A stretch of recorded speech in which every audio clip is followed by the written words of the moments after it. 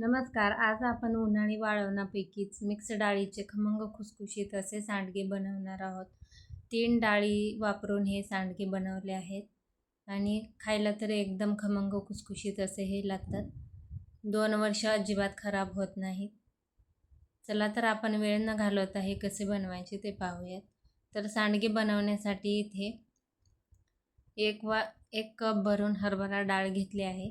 याची निम्मी म्हणजे अर्धा कप मूग डाळ घेतली आहे आणि मूग डाळीच्या निम्मी म्हणजे पाव कप एवढे उडीद डाळ घेतली आहे. तुमच्याकडे जर मटकीची डाळ असेल तर ती सुद्धा वापरू शकता, त्यामुळे सांडगे एकदम खमंग असे लागतात. तर इथे डाळी छान स्वच्छ 2-3 पाण्याने धुवून घेतल्या आहेत.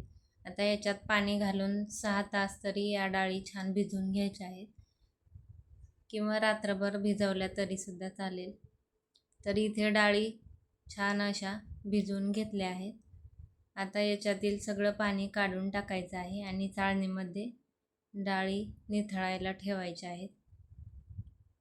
पूर्णपणे याच्यातील पाणी निथळून घ्यायचं आहे.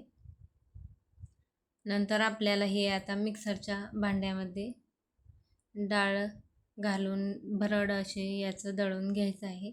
जास्त बारीक पेस्ट करायची नाही, थोडंसं रवाळच ठेवायचे आहे, म्हणजे सांडगे एकदम कुरकुरीत होतात. आणि पाण्याचा अजिबात वापर न करता हे फिरवायचं आहे. तर बघू शकता जरासं रवाळच ठेवलं आहे. तर पूर्ण मी हे मिक्सरमध्ये बारीक करून घेते. नंतर आपल्याला याच्यात सांडग्यामध्ये घालण्यासाठी एक छोटंसं वाटण बनवायचं आहे. त्यासाठी मिक्सरच्या भांड्यामध्ये 2-3 हिरव्या मिरच्या, नंतर 2 चमचे धणे, इथे 20 लसूण पाकळ्या घेतल्या आहेत, 2 चमचे धणे घातले आहेत, 1 चमचा जिरे घालायचं आहे आणि चवीपुरतं मीठ घालायचं आहे आणि हे मिक्सरला फिरवून घ्यायचं आहे. सांडग्यासाठी जे मीठ वापरणार आहे ते मी याच्यातच घातलं आहे. कमी असेल तर नंतर टेस्ट करून वरून लागेल तसं थोडंसं मीठ वापरायचं आहे.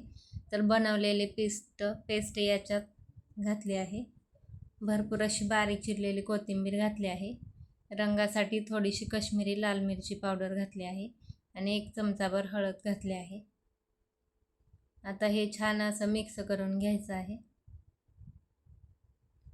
मीठ तुम्ही टेस्ट करून कमी असेल तर थोडंफार याच्यात आणखी घालू शकता.